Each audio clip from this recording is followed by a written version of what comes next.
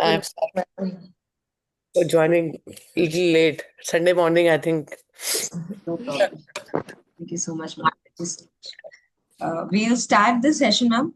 Yeah, If with your permission, I'll pass the floor first to Mishika, ma'am, to introduce Neev Foundation for organizing this competition, Samahar. yeah, please, please. Good morning, ma'am, and thank you so much for joining in. And thank you to all the participants who joined in. And I'm hoping that you guys are excited about the competition that we have. I just wanted to give a small introduction about the organization Neev. It's a very small organization, but I would say that we have managed to create some impact, at least in Delhi NCR. We started as a response to the human rights violations that were happening during the CANRC arrests, and then we progressed to representing the Delhi riot victims, and today we have more than 30 cases across all courts in Delhi. And we do a bunch of legal awareness sessions as well. And because a lot of our work is around gender based violence, we realize that mediation in matrimonial issues is something that needs to be highlighted and needs to be promoted. Especially matrimonial litigation, if you guys are aware of any cases, you realize that there's not just one case that is filed.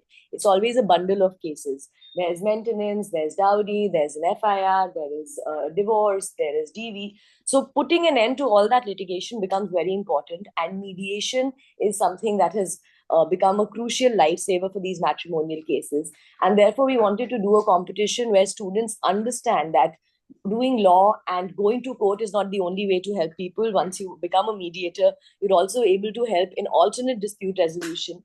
And the idea to have this competition online was to promote participation from all corners. And I'm very happy to let you guys know that we have participation from more than 80 colleges across India. So thank you all for joining in. And especially for the mediators, this session is going to be crucial. Reema ma'am is an excellent mediator, and she's been training in the Supreme Court and High Court and courts across India for a very long time. But I will hand it over to Daisy now to introduce ma'am, Samahar Dialogues, and the session today. Over to you, Daisy. Thank you, Mishika, ma'am. Thank you for such a short intro and a beautiful intro of Neev Foundation and Samahar as well.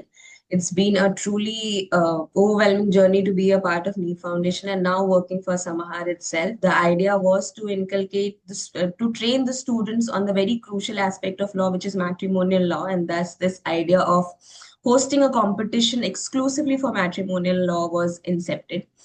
And today we are here standing with around, as ma'am stated, Reema ma'am, with we have participation from around 80 law colleges across the country and 100 teams participating herein. And we could not express how we feel today that we have such participation, such students who are here with us participating this time, and it's going to be a very overjoyed journey for us. Look, Samahar dialogue is something that we thought that in every unlike other mediation or other competition, we say that there's a one-day workshop wherein participants are trained on various aspects of that particular competition. Some loopholes that we identified that why not we have a session weekend, because we do have a time of 1 month from now to the competition. Participants may get a platform where they could exclusively get a training on one particular topic. Say, suppose if one is participating as a mediator, he or she would be getting a definite training on mediation and the skills that they need to carry as a mediator in the competition that they would be competing from 13 to 14 September. So Samahar Dialogue is a series of this webinar wherein we are starting with one-on-one session with the speaker every weekend starting from today. Today we have Reema ma'am with us, Advocate Reema Bhandari, who is a distinguished Supreme Court impanel certified mediator, trainer, and a seasoned litigator with 30 years of experience in matrimonial, women-centric, commercial, and civil disputes. Currently, Reema ma'am is serving as an assistant treasurer of SARC Law India. She has been a key figure in advancing mediation practice in the country, conducting nationwide training programs under the MCPC of Supreme Court of India. Her expertise is recognized internationally, having represented India at global ADR forums, participated in policy dialogues with UNCITRAL and other international bodies, and coached teams in success in prestigious mediation competitions. She has authored important work on dispute resolution, including India's first Hindi language book on mediation, making the subject more accessible to practitioners and communities. A passionate advocate for empathetic and effective conflict resolution, she continues to inspire legal professionals to embrace mediation as a transformative tool to justice. Ma'am, we are so honored to have you today with us. I humbly pass on the floor to you to please begin with the session today. So first of all, I want to say thanks to Mishika and Daisy. Well, I know them personally also. They are very, I would say, hardworking and close colleagues I have, and they give me a lot of love and respect. So because of that, I am here. I trust whatever they do. So I'm always there in all the endeavors, initiated by Mishika and Daisy. And thank you for the wonderful introduction. And I would say giving me the opportunity to be a part of this whole program. And I'm a person actually who really want to work for youngsters to teach them whatever I have learned over my journey of 30 to 33 years of this profession. So before wasting any more time, I would like to start with what I'm supposed to do. So what I will do is I will just give you some, because it's a family law related competition. So I request all the students to understand the basic nuances, the reasons why matrimonial law occurs, why matrimonial disputes occur, and what kind of skill, special skill as a mediator you required in family mediation. And when you are or you will be, part of this competition, we would love that you should, understand these nuances very well and try to use them when in you will be, participating as a mediator or as a core team. So after I finish, I will leave the floor open for questions for 10-15 minutes also, because after that I have to rush somewhere for some other program. So before I just start, let me just share my screen.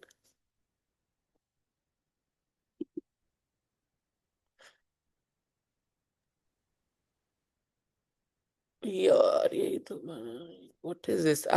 Daisy, I'm not Yes, that actually I'm conducting so many online, at times Cisco, at times this. Can you just help me? I have to just press share. yes, ma'am. You just have to press share and the share screen option. I'm doing so. Okay, it's coming. Good. Yes. I was doing the right thing, that means. Great.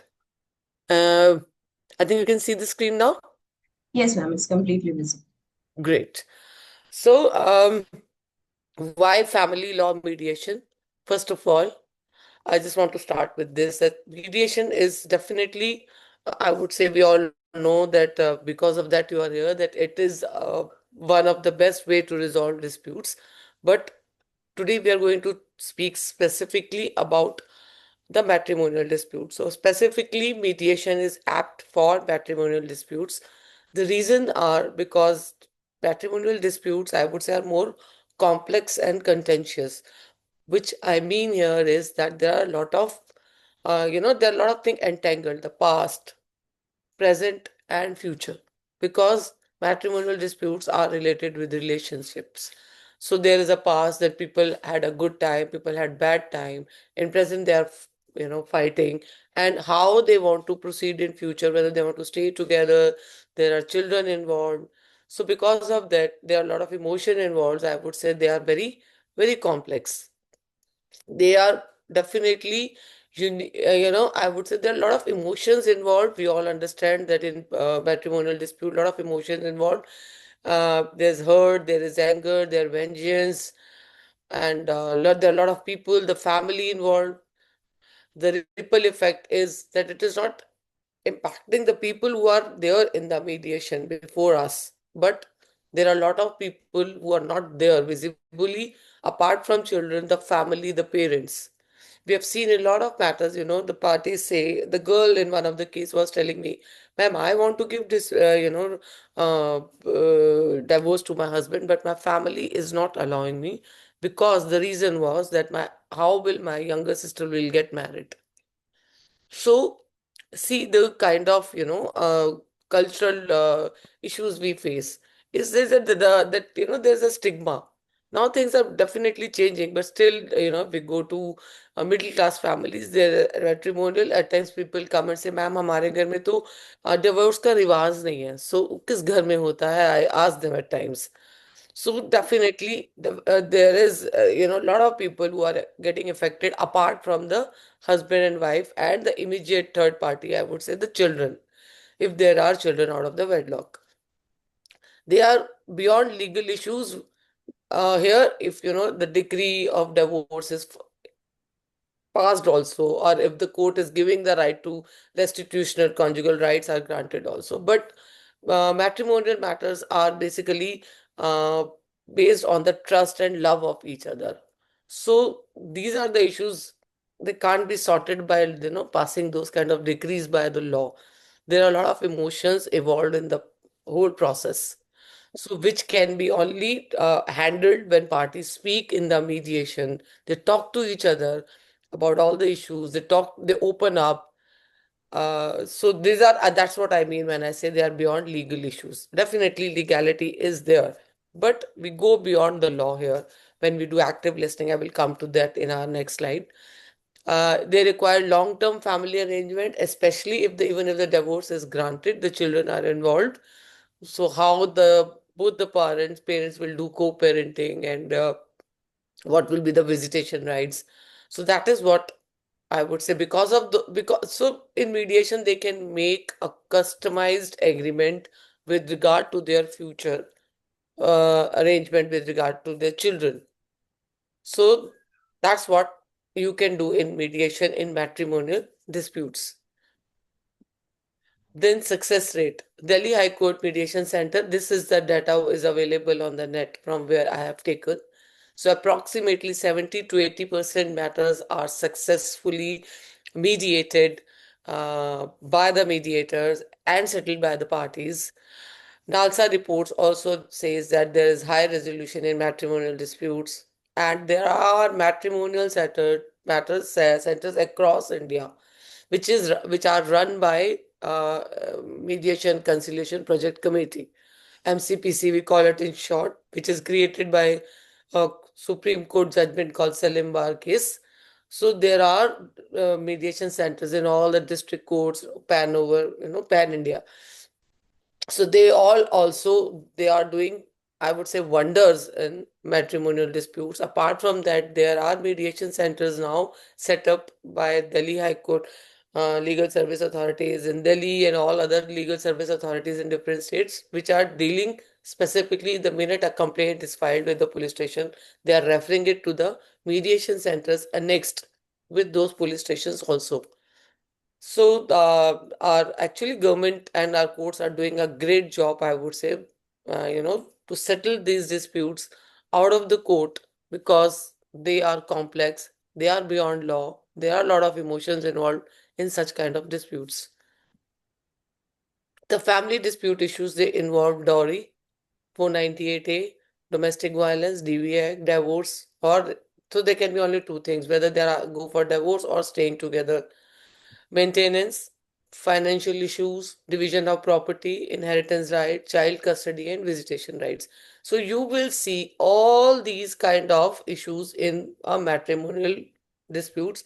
I don't know the problems, the cases or the which will be given to you, but they will be definitely around these things.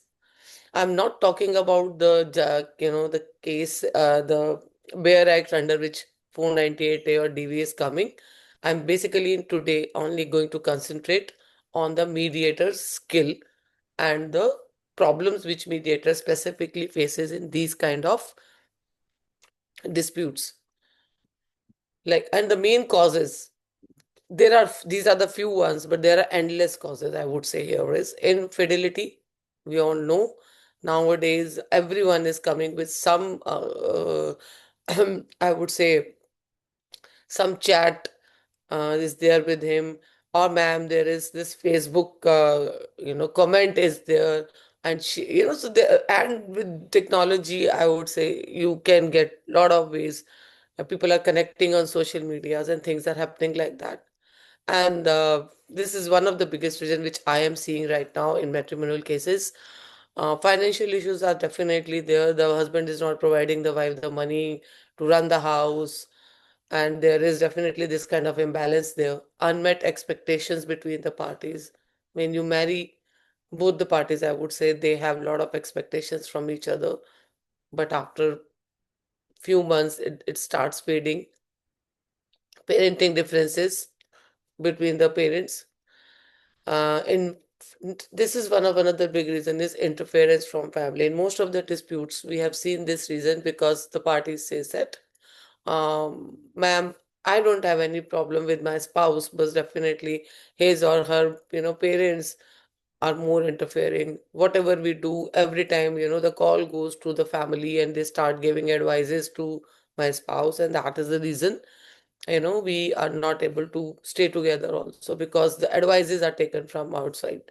Then there is a stress, ego, pride, boredom. Uh, uh, Boredom definitely comes up if we are not doing efforts to make our marriage lively. So at times people, they do not say any reason. They say, "Ma'am, we are not compatible, so we just want divorce." Changing gender roles, women are doing much better. That is one of the issue, that husband at times, they do not want the wife to work, or they want her to work, but they.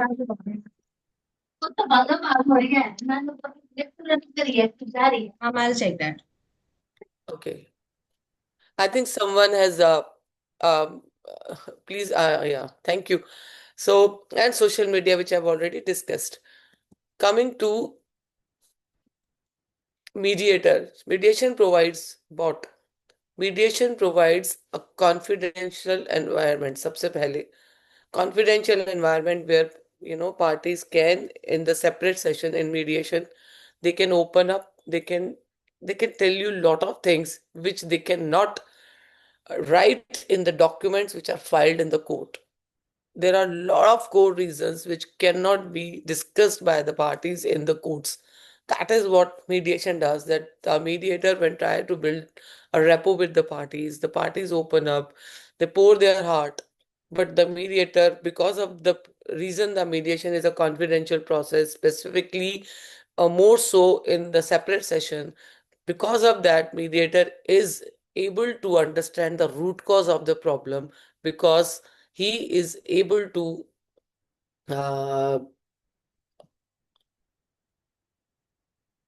uh, he is able to connect with the parties at a deeper level.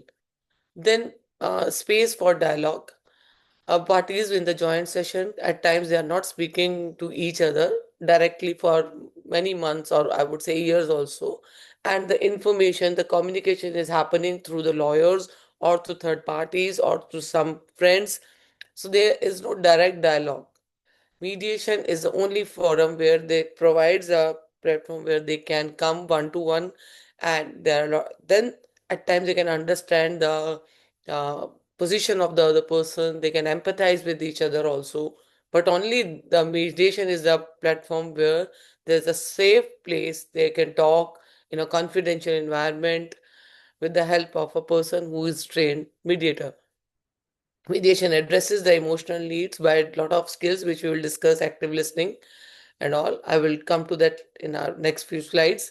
Fast track and cost effective. We all know mediation is. We can. We are given 90 days time in case we feel that, and that is, I would say, in court annex mediation. In private mediation, you can take as much time as you want. But in court annex, there is 90 days limitation, which can be extended up to 130 days. And with our new act, which is going to be notified soon, it can be up to 180 days. So, such a short span. Otherwise, I've seen people fighting cases, specifically matrimonial cases, for years and years. I've seen people growing old while doing all these cases, shuffling from one court to another in different states and whatnot. Empower parental collaboration. We have seen nowadays, I would say, I will give the example of a lot of our movie stars. We can see that, how they, after divorce also, they are taking care of their children together. There are definitely, there's a very good matter which I am actually mediating right now in Supreme Court, in which I've seen I would say, I praise the parents, both the husband and wife, they're so concerned with their children, that they want that whosoever will take the custody of both, because there is a child with special needs. Though they understand these things, and they've given the power to their son, who is 10-year old, to decide whomsoever he wants to stay with. And so their divorce is not impacting their children that way. They are very friendly. They want to go for holidays. They're jointly opening a trust for the benefit of the children. So less adversarial environment, like the court, the lawyers are speaking, They're speaking to win, they're arguing to win.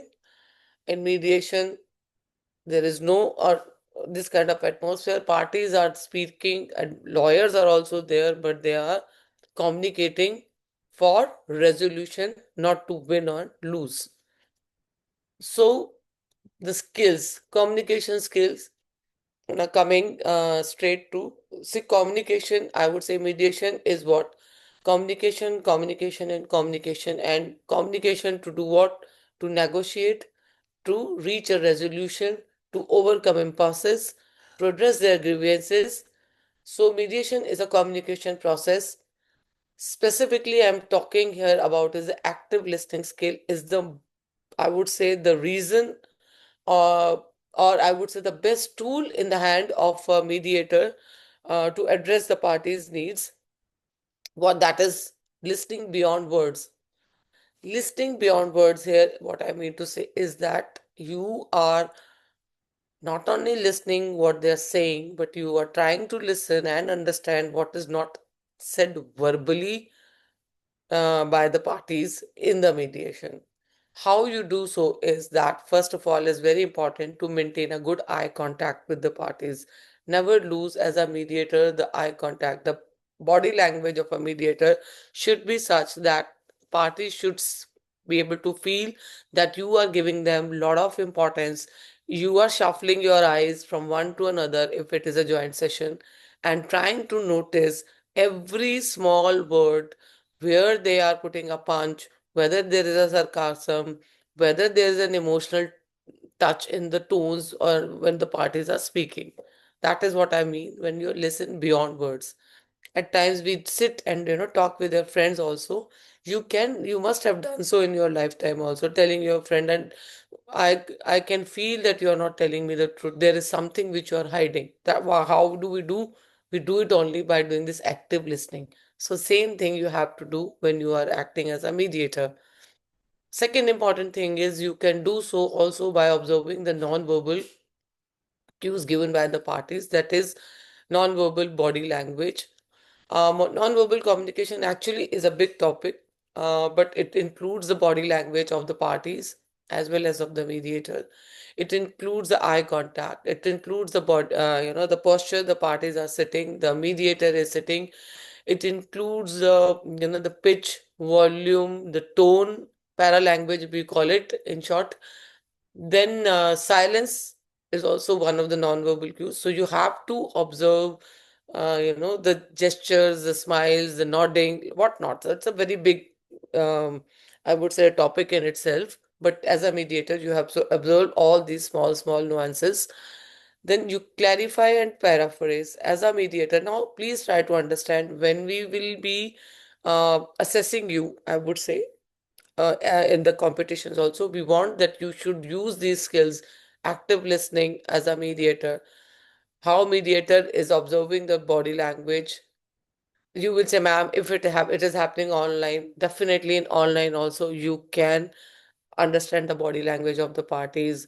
We have done it in a lot of matters, when a party is speaking, but you can see that their eyes are not on the screen, but there is somebody else sitting. You can make out that there is someone else who is guarding them. There are a lot of ways you can observe it online also. Then clarify and paraphrase. As a mediator, it's a very important thing. How do you, this is we call as a feedback. So in communication, there are three steps. It is when you encode, means you are giving a message, how the other person is understanding the message. So the reply of the other person is decoding, and how you give the feedback. That is the decoding, and then the person reply back is called the feedback. So as a mediator, when you are listening the parties, you're listening actively, you're noting their body language, and then you do the paraphrasing, summarizing. These are various skills to, in short, communicate what you have understood, which is very important. The parties should be able to understand that you have understood them. Otherwise, you will not be able to build the rapport with the parties. So you have to tell them how, by various ways, by asking questions, by doing this paraphrasing. Paraphrasing is, in short, I would say, is repeating in your own words what you have understand. Summarizing, if the matter is much then you have to summarize in short, so that what happens by doing, the parties understand that mediator was listening to them actively. One, it builds rapport, and most importantly, third is that they they understand you have understood, then they start giving you more and more information. At times, even if the dispute is not resolved, they feel that there was somebody, for that person we were important, our emotions were important. Neutral reframing is a very, very important skill. There are at times harsh, at times, the most of the times, I would say, harsh language words are used by the parties. So, as a mediator, you have to reframe when you are paraphrasing or when you are summarizing in your own words in a neutral way. Uh, but when you are doing this neutral reframing, please be very, very careful that you should not sound as impartial, a non-impartial person, or you should not basically your integrity should never be questioned.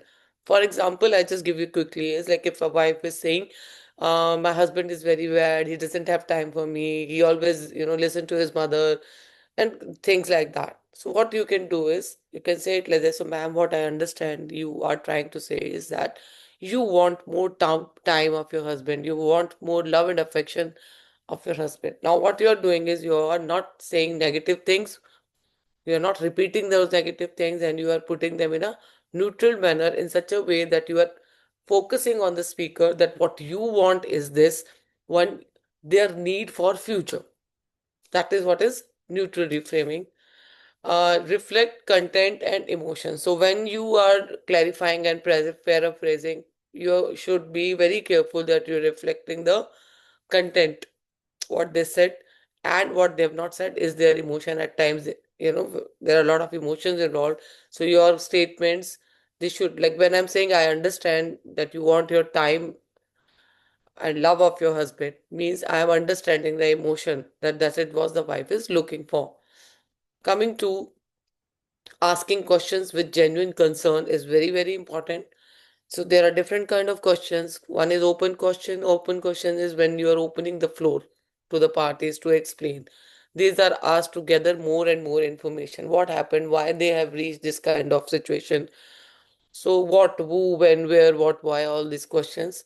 Now, when we ask these questions as a mediator, what we are trying to do is, one is we are gathering information.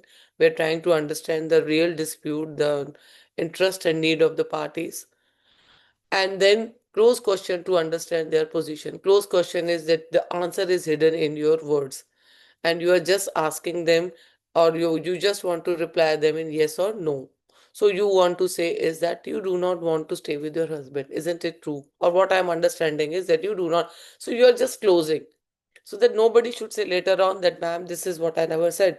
Or suppose if it is a matrimonial dispute, you're talking about money, so you want to say is that the 20 lakh is the last amount on which you will agree. So you're pinning them down so that they should not later on again come with 20 to 25. Clarificatory questions too. So clarificatory questions, if you're not able to understand, it's better to ask that please repeat it. Can you please explain it? These kind of questions. Hypothetical questions are asked to understand the preference of the parties. Hypothetical questions are done basically to do the reality check in the separate session. Please understand, definitely hypothetical questions are asked in the separate session, when, because as a mediator you can't give suggestions. When you can't give suggestions, how will you understand their preferences? So how can you ask, so what if you get this much, will you be able to settle on this? So you are giving an hypothetical situation which is not existing to understand on what they are willing to agree and what are basically big no negotiable terms. Emotional intelligence. Emotional intelligence is basically a skill. There's a lot of I would say there are books written on this, and there's a lot of material available on the net. But in short, is first thing is that you understand your own emotions and manage them. First of all, I should understand as a mediator that whether my emotions are getting entangled in dispute or not. And if they are getting entangled, that I should know how to address them so that I should not become a barrier in the whole process. So understand your emotions and then manage them, and then responding appropriately to the emotions of the other persons. So as a mediator, first of all, as a mediator, you have to manage your own emotions. If someone is saying my mother-in-law is bad, my husband is bad, I should not start equating those problems with my mother-in-law and with my husband, even if they are there. So, if you are first recognizing that your emotions are getting entangled, then try to manage them. Only then, if you remain neutral, you are not bringing your own judgment in the whole process, you will be able to manage the emotional outburst of the parties by remaining neutrality. Is the essence of mediation process. Impartiality, neutrality, they can never be compromised by a mediator. Then you foster empathy and diffuse tension if you are emotionally settled yourself first. How do you foster empathy? I will come speak in my next slide. Build trust and creates a safe environment. Coming to do's and don'ts, do not ignore emotional displays. Parties, when they're crying, they are making faces. These are the non-verbal communication you have to observe very diligently. And when you are not ignoring these three, you will be on the same page and you will be able to understand the root cause of the problem. And definitely pause and check your own reaction. You should not lose your temper and you should never let your emotion disturb the whole process. This is what I was talking about. Build empathetic bond. As a mediator, it's very, very important that you have to bridge this gap of empathy between the parties and between the mediator and the parties. Two ways. What is empathy first?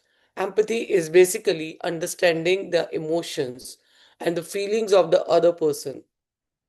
Most importantly, the way they want you to understand.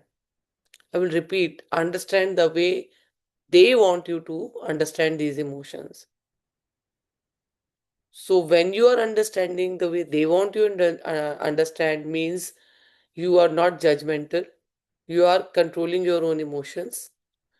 And then when you are understanding them, you have to convey to them by giving the feedback, by asking clarifying questions, by doing the paraphrasing, by doing the summarizing, that you have understood the way they wanted you to understand them. So keep your judgment aside, do the paraphrasing, do summarizing, do your neutral framing in such a way that you are able to convey that you have understood them the way they wanted you to understand. Please remember, it's a very, very important skill, especially empathy is very important in matrimonial matters because there are a lot of emotions, they are entangled. As a mediator, you have to be very careful that you are making statements by which you are showing empathy. For example, yes, ma'am, I understand what you're trying. Basically, you are putting yourself in their shoes. And that doesn't mean that you are approving them or you are doing an agreement. You are just understanding. That doesn't mean you are saying that I'm agreeing what you are saying. So please, if you are not able to do so, then you will not remain neutral. So if you over empathize with one party's, your neutrality get challenged. So please try to understand empathetic bond should be done very carefully. It is very, very important skill of a mediator in such a way that the neutrality of the mediator is not compromised. Otherwise, we say is that empathy gets blurred into sympathy. So, as a mediator, you should never sympathize. There's a difference between the empathy and sympathy. It's there on the net. Go and Google it, do it in detail. Sympathy is because if you start simply sympathizing with one person, you are feeling so much for that person. And if, as a mediator, you start sympathizing with one, you will try to do things more for that person, then you will not be able to remain neutral. Observe and display those non-verbal cues. Use neutral language, but definitely remain impartial. Child centered approach is very important. Understand the perspective of children. what the children want. Try to speak if the parties allow to speak with their children. As I said, in this matter, the child whom I am meeting is very clear that if my mother is staying here, then I will stay there. He is very clear about what he wants in his life. Address their developmental needs, what he wants. So, like in this case, the child wants to stay wherever he's staying because his cricket coach is there, his friends are there. He wants no compromises on his those kind of needs. Solutions which are definitely children are not there, they are minors, they are not able to represent them. As a mediator, we have to be very, very careful. It is our duty to see the interest of those third parties which are children. If there is divorce happening, who is going to look after the child, who is having the custody of the child, how the who will take care of their education, how will the money come for. All those things are taken care in the mediation center, in the mediation by the parties. Reframe parental conflicts. Try to make the parties, it's your dispute, not the children dispute. Please try to be on one page when their children belongs to both of you. Future focus planning.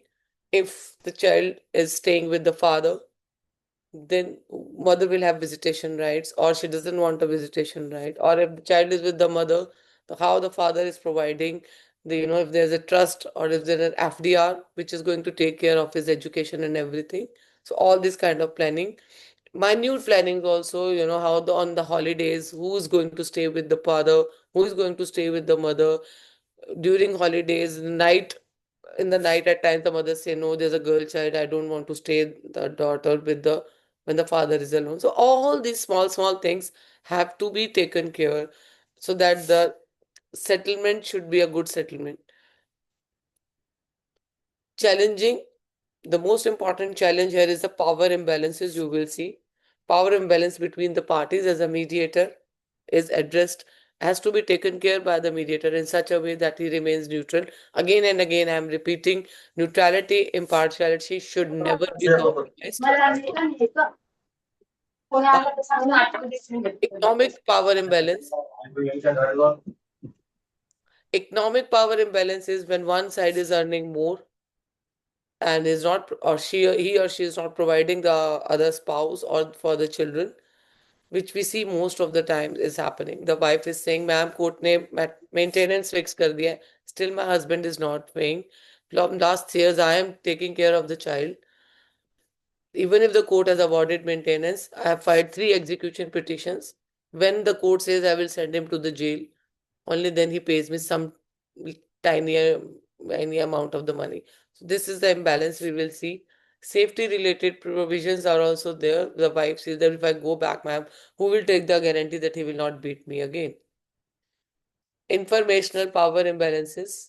At times, the wife is not having the complete information about the husband's monetary status, which is very important in the matrimonial cases. Social and support system, how the family is supporting the wife or not supporting, how the society is reacting to the whole situation. As I said in the beginning, that the wife is not divorcing because how will my sister will get married.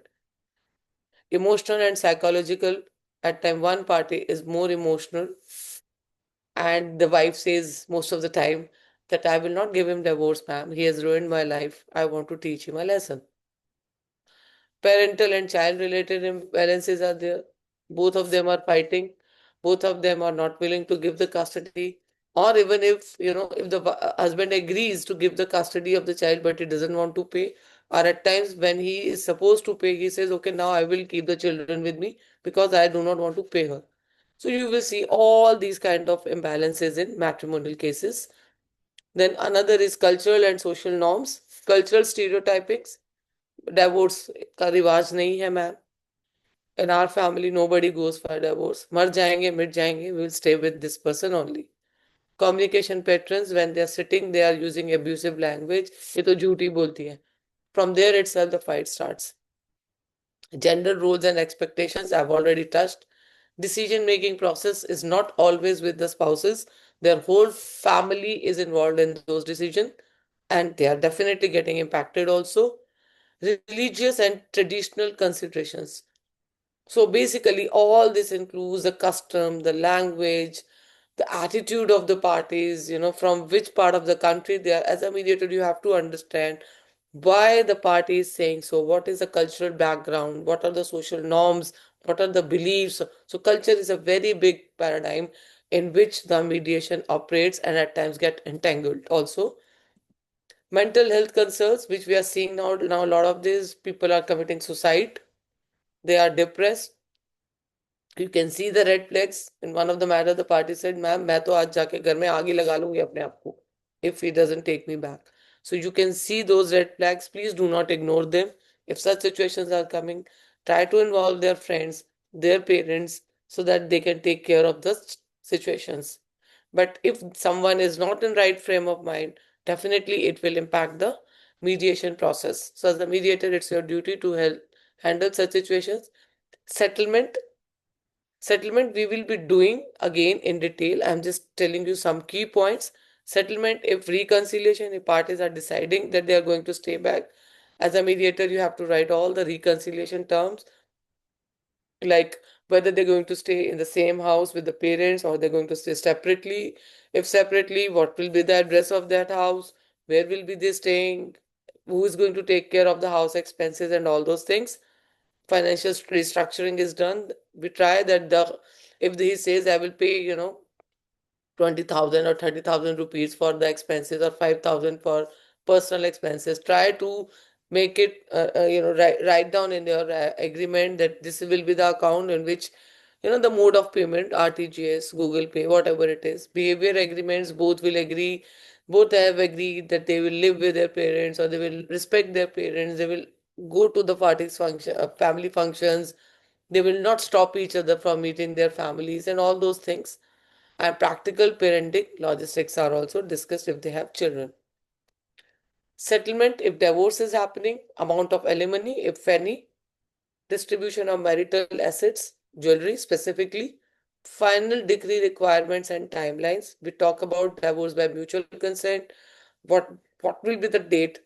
They will be going for first mutual consent after recording of the settlement. We normally write within 1 month of this settlement they will go for, and then distribution and mode of payment, how the husband will pay, RTGS, DD, connected cases and their withdrawals, because one case is there, but there can be other matters. If I would say the case of DV has come, there can be divorce pending, there can be restitution pending, there can be maintenance pending, there can be 498. There, a 498 cannot be withdrawn, it has to be quashed by the High Court. So all these things has to be taken care of.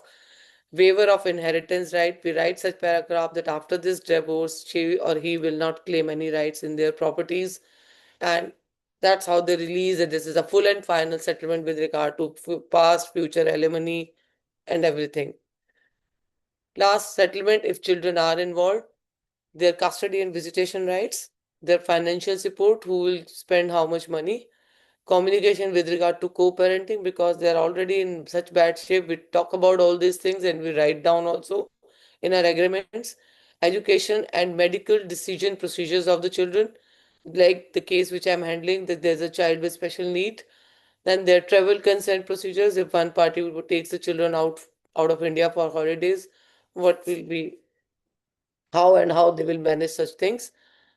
Key message in the last, as stay in your lane, means play the role of a mediator only. Do not become a lawyer, do not become a judge, do not become an advisor, because if you do such thing, you will not be a mediator who is facilitating, you will not be a mediator who is neutral, who is impartial, and definitely you will be impacting the self determination of the rights. You are, first of all, not a judge who is deciding, parties are deciding. Even if they ask you, "Okay, ma'am, please, आप जो बोलेंगे हम करेंगे, please you tell how much is the right amount." Yesterday was somebody was asking, or no, not yesterday, on Thursday, Wednesday. So you are, do not get entangled in such. Even if the party says, "Ma'am, आप जो बोलेंगे कर लोगे, बोलो, it's your decision." So do not become their advisor. I am only a facilitator. Neutrality is very, very crucial. For example, if you have to tell them in the beginning itself when you're giving the opening statement that your role is a neutral person for you, both of them are on the equal footing, and there is no conflict of interest. You do not know any parties. Even if you get to know later on that you knew some party through a distant relative, please tell to both the parties in the joint session and try to recuse yourself from that mediation. Self evaluation checklist, whether you are getting impacted yourself with this, with the emotions or parties. At times we are human beings, we get entangled, if the wife is crying so much, if the children are involved. Harmony through dialogue, empathy through dialogue, must know when not to mediate also is very, very important. There are cases when you feel that there is question mark with regard to the safety. You get to know some news in the separate session, and you or when you see that the wife is saying that she will commit suicide and you see that there are mental health issues, try not to get involved in such matters. This was my last message, and thank you so much. Now you can ask me questions.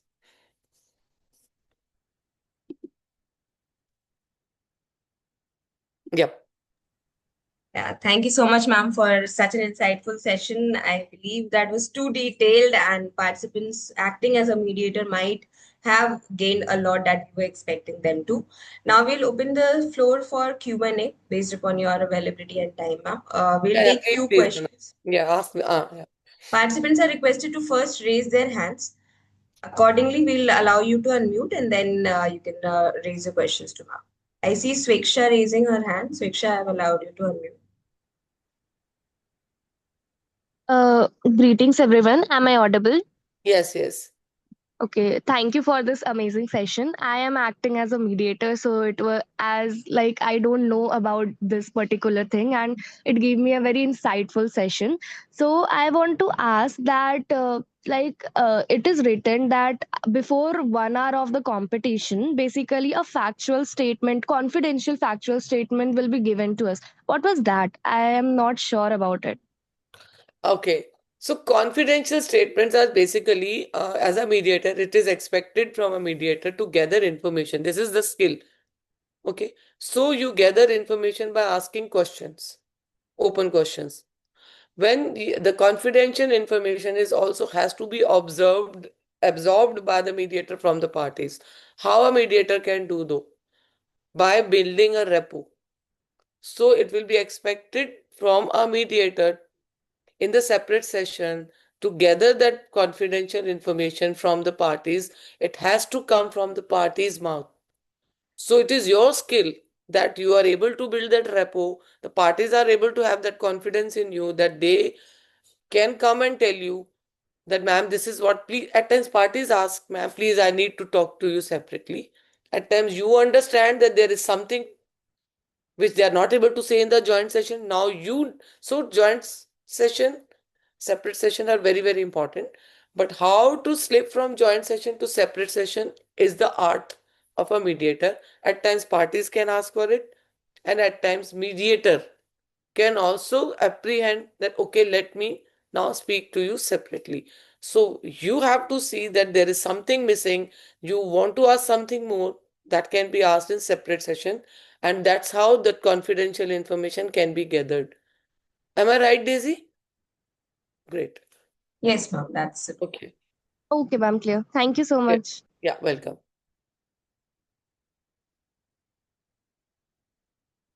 We have Tanya. Tanya, I'm allowing you to unmute. Please raise your question. Yes. Am I audible, ma'am?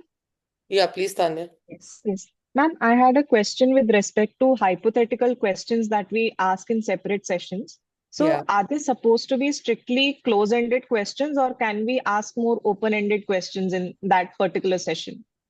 See, I'll just give you an example. Hypothetical questions are what? You are asking about some option which are generated in the whole process, what the parties want in future. Okay. But Yes. you can't suggest them. For example, you have got that information from one party that their Mhm. last amount which they will agree upon, for example, is 25 lakhs, and the party with you now having separate session is stuck up only on 30 lakhs. Now, how will you can't tell the other party that they are willing, A has told you that please don't disclose, my last amount is 25 lakhs. Now, how will you do so? So you can ask by a hypothetical question, what if they give you 25 lakhs? Okay. So they will either say yes or no. At least you will understand their preference. Yes. Okay. Okay? Okay. And ma'am, I had another question. Yes. Usually when we do mediations, when we are given suppose a problem of any commercial mediation, Yeah. mediators are generally instructed that we do not have to interfere much in the process and let the parties take control of the conversation where they want to take it. But in practical sense, I have attended mediations for family disputes. And in those cases, I have seen that mediators usually try to direct the conversation or they are a little more involved than in the commercial sense. So, how do we balance that in this particular scenario? Okay, no, very good question and very interesting one. I agree with you that the practically what you are watching at times is not happening the way we are supposed to do. Okay. Yes. But when we are teaching you something, when you are the coming generation, we want you to follow the right way of doing the things. One is this. Okay. And the right way of doing the thing is that let the party talk. It's party's Okay. decision, their determination. As I said, parties ask us. अभी मैं बोल Hmm. रही हूँ परसों एक matter में supreme court में this से बट देवर आफ्टर माय लाइफ मैम आप बता दो फिर कितना होना चाहिए मैम प्लीज आप बता दो I I am a kind of mediator will never break I think कभी मेरे बारे में कोई आपको आके कभी नहीं बता पाएगा because I am very strict about this thing I said sir Yes. How can I say it Hmm. Is you have to pay they have to take अब Yes. आप अगर गलती से बोल भी दोगे वो बाहर जाके बोलेंगे मीडिएटर ने इतने पैसे बोले थे मैंने तो इसलिए कर लिया Hmm. this news is out, it will impact definitely your credibility. Yes. So never ever do such things. Let them speak. Your interventions are if you feel that they are emotionally disturbed. Is there going Hmm. to be an emotional outburst? Try to intervene. Try to break them in separate session. Try Okay. to you first understand what are their last reservation price. We do in these are the terms we use in commercial matters, but on what is the last thing they are going to agree upon, Okay. and then you convey it in such a way that is your skill in different separate session, but never give her get involved कि नहीं नहीं आप ज्यादा मांग रहे हो इतना ज्यादा थोड़ी होता है इट्स देयर Hmm. डिसीजन वो कहेगी Yes. "अब आपको कैसे Agree. पता कि मैं 50 लाख का मैं 50 लाख में मेरे हस्बैंड के पास बहुत पैसे हैं, वो बता नहीं रहा है तो 50 लाख रुपए में मेरे को उस बच्चे को आगे अभी तो वो 2 साल का है तो मुझे Huh. उसको पढ़ाना भी है एजुकेशन भी है बाहर भी जा Yes. सकता है मेरा so Hmm. Let them say don't give your this thing at times आप क्या करते हो इसमें there are few techniques called बांटना वाटना best basically you do the reality check Yes. if you think that one party is exorbitantly asking for much money but you Hmm. feel that it is on a higher side and you also as a lawyer understand that they will not be able to get it from the court but Hmm. then you will not say directly to the parties that तुम्हें court जाके कुछ नहीं मिलने वाला Huh. with that ask कि please do your homework ask your lawyer what will you be able to get in the court Okay. if you go back if you leave this offer I'm giving you more time to think about it. Hmm. Please do your homework and come back and tell me what will you get from the court if you leave this offer. If you think you will get more than this, definitely do not get into an agreement. But Okay. so let them do this reality check with the help of Yes. their lawyer. You are Yes. should not say my court पे तो बहुत time लग जाता है. So there are actually three factors: money they will spend Hmm. in the court, time they will spend in the court, and there is uncertainty. Yes. So you ask, do the reality check on these things. How much money you will spend in the court if the matter will go on for another 5 years? What do you think? Do you think you will get, are you very sure that you will get 50 lakhs from the court? So they will say, no, ma'am, it is not certain. Hmm.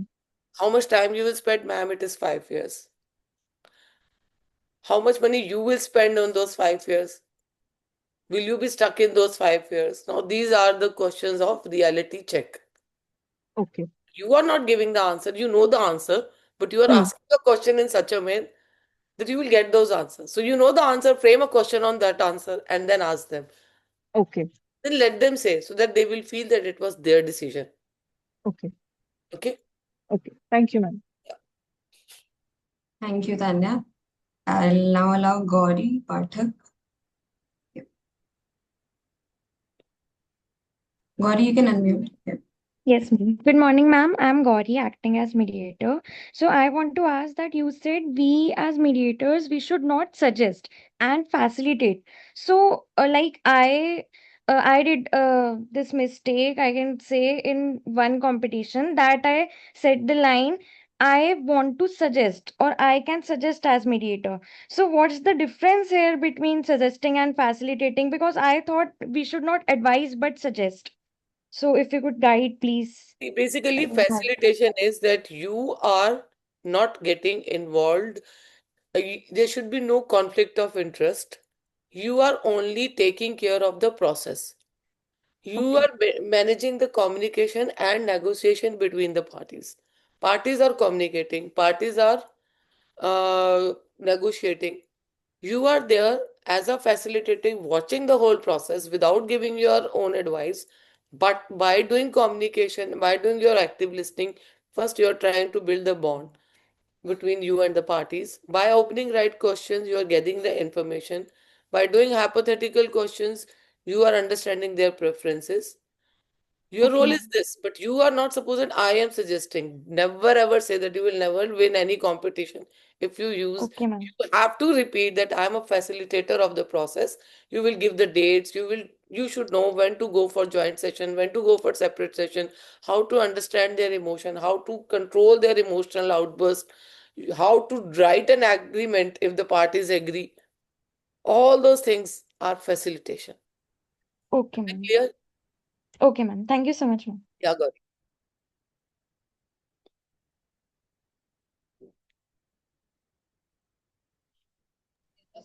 Hello. Yes, ma'am. Now I'll pass the floor to Janvi, please. Janvi, you're allowed to unmute.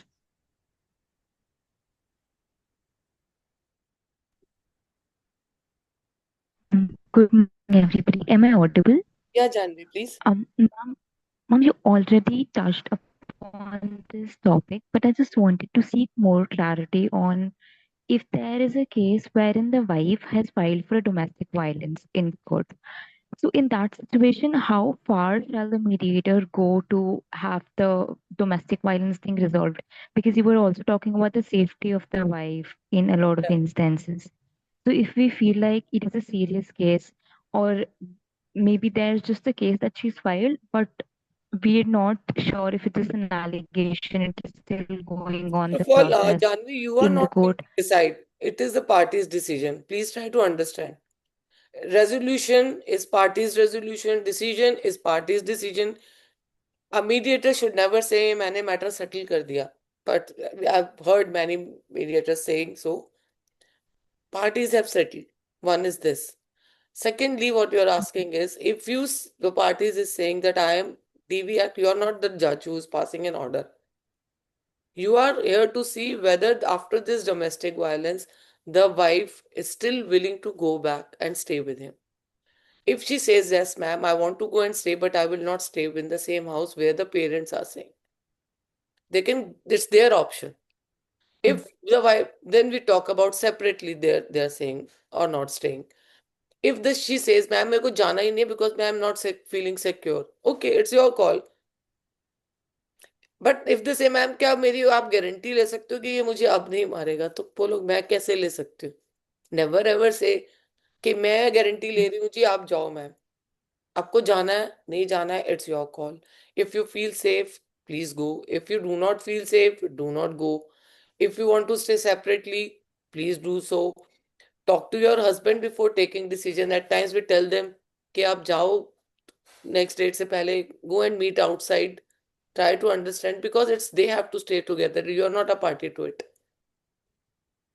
So if you see that red flag are coming, do not Yes, ma'am. mediate in such matters. अगर आपको separate session में एक husband बोलता है मैं ले जा रहा हूँ, जाके मारने वाला हूँ इसको, do not mediate such matters, send them back. Okay, Janvi? Okay. Yeah. Okay. Thank you. Okay. Thank you, Janvi. Ma'am, we have two more hands raised if you allow. Those are two last because I Two have to last. reach somewhere. Yeah. If you allow only, ma'am. After No, that, no, we'll. no, no, no, we'll do these Okay. two. So, Roshni, over to you. Please be quick. Good morning, ma'am. Yeah, good morning, Roshni. Ma'am, how do you, as a mediator, handle power imbalances between parties? Power imbalance. Okay, the power imbalance is actually a very big topic. One is this: some people feel that a mediator should not get involved in this, but according to me, it's a duty of a mediator to handle those power imbalances. And it has to be handled in such a way that my neutrality is not getting impacted. I'll just give you a quick example because I'm running short of time also, because it's a topic I can speak for half of the day. Um, so, like for example, in one of the matters, it was not matrimonial, but example which is coming to my mind is this only, that there was a mother. She was giving all her property to all the kids, and she was saying that I will stay with my younger son, and I will give all my share to my younger son, and I will stay with him also. But as a mediator, I was able to gather by using my non-verbal communication skill that they were not giving that respect to the mother. They were not even providing the chair for the mother to sit in the mediation room. So I was able to see that there's power imbalance because the mother was a very illiterate lady. She was not understanding the repercussions of giving away her property. She was trusting the son so much that she was not feeling anything bad about it also. But there was a power imbalance. Because according to me, a no settlement is better than a bad settlement. People should have trust in the mediation process. If what later on that lady is thrown out of the house, what will she will curse the mediation process only, na? So what will a mediator do is I can't tell her on the face that your son is going to do this. No, no, not at all. I can do that. So how will I do? I have to, it is very, very important. Try to understand is that it's the duty of a mediator that the parties' consent is important, but it should be an informed consent. Underline the word informed. Parties' determination is paramount, but they should decide by doing all the reality checks. Informed consent is the duty of the mediator. Now, what was I were doing that even if she give the consent later on, but it is my duty that she should be informed the repercussions of that also. So that's what I did. What I did is I started asking questions that she was an old lady. So I asked कि aunty अगर आप वहाँ रहना चाहोगे, आपको लगता है कि अगर आप कुछ hypothetical, and every time she was saying नहीं नहीं मेरा बेटा है, मेरा बहुत ध्यान रखेगा, वो तो ऐसा ही, मैं तो उसी को ही भरोसा करती हूँ. She was not understanding. तो my last question which help me, so questions are very important. ऐसे ठीक है आंटी, आज आप तो कह रहे हो कि आप इसके पास ही रहना चाहते हो, पर कल को आपका मन किया बड़े वाले बेटे के पास रहने का, देन आप क्या करोगे? That's helped. शी सेड हाँ ये तो मैंने सोचा है. तो व्हाट शी फेल्ट इज कि उन्हीं का डिसीजन है, तो बेटे को हमने बैड लाइट में पोर्ट्रे नहीं किया, मदर का ही डिसीजन था.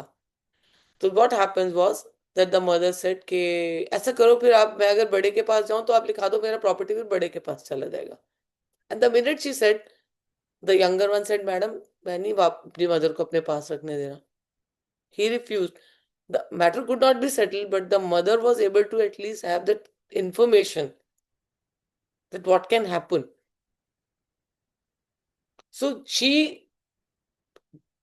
if she would have agreed, in case she did, she said, नहीं मैडम मुझे नहीं देनी, आप केस वापस भेज दो. But in case she would have agreed, even after that, कि मैं फिर भी अपने इसी बेटे के पास रहूंगी, then I can't stop her. But at least she was taking a decision which was an informed decision. So that is how you handle power. This is one of the example which is coming to my mind. Is it okay, Roshni? Yes, ma'am. Thank you. Welcome. Yeah. Thank you, Roshni. Last question to Arya Shri. Arya, you're allowed to unmute.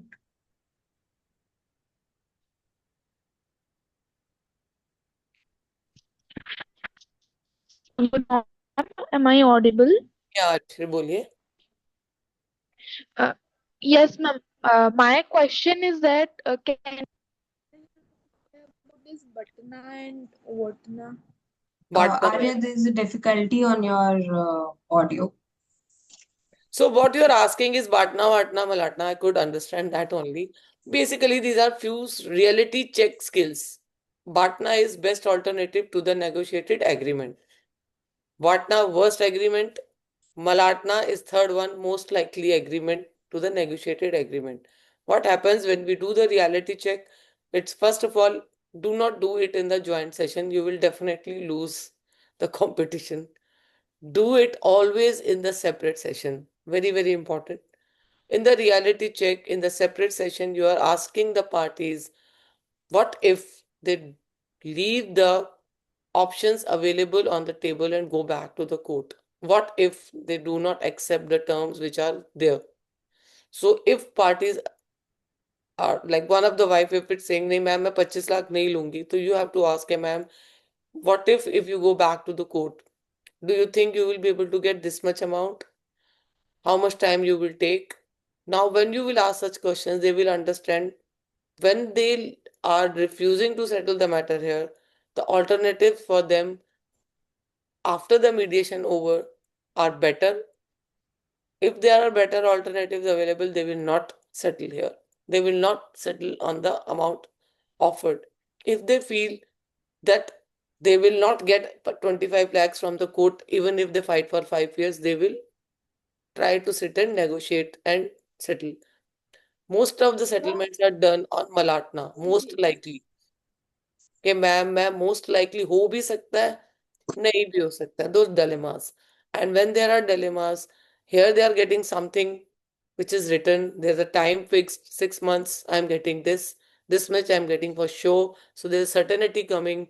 And when they compare those most likeliness with this kind of certainty, they settle. So these are the alternatives.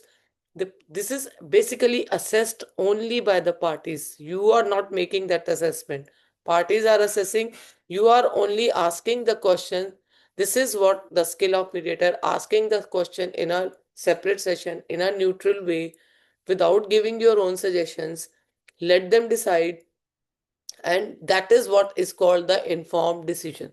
When I'm talking about informed decision, after doing all the reality check, if they say yes or no to something, you are not going to suggest them, madam, galat decision le rahe ho.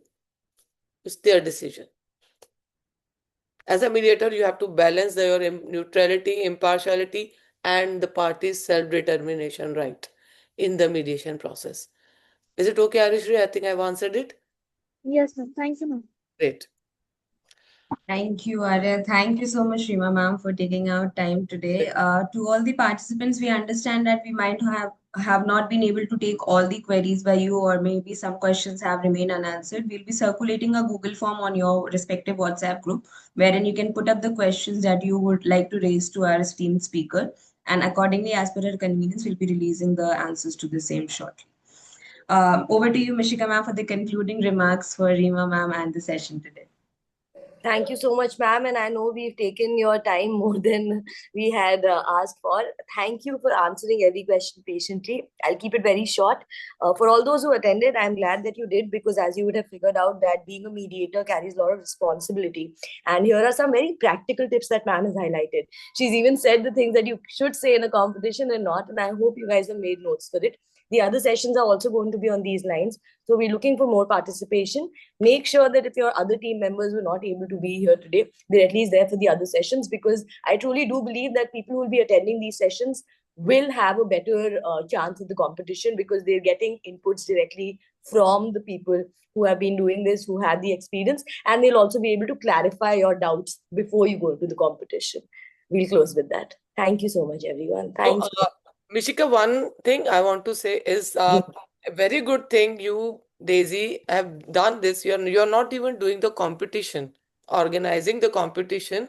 Before the competition, the effort of doing these sessions, which, we will be doing before we are actually educating them. We are giving them all the opportunities so that they perform. Yes, Even if ma'am. they win or lose, they are enhancing their skills. Yes, And ma'am. they are doing their competition in a right way by understanding all the nuances, which is a very good thing you guys have done. A big round of applause to both of you for this. All Daisy, ma'am. This is all Daisy's brainchild. Yeah. So I will let you take that. And definitely both of you. And one thing, I'm leaving now, but all the best to all of you. Thank you so much, ma'am. Okay. Thank you. Yeah, have a Bye. good day. Take care. Thank Bye-bye. you. Thank you, ma'am. Bye-bye. Exit now.